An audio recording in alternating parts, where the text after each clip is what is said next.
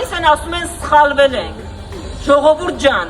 դուք չեք կարող ունենալ հայրենիքի հարցում սխալվող իշխանություն։ Հայրենիքի հարցում չեն սխալվում։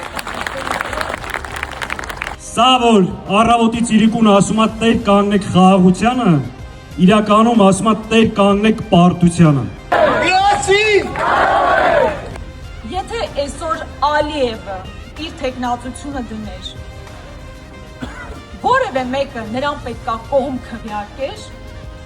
բալավ ինչ տարբերություն Ալիևի և Նիկոլ Փաշինյանի միջև։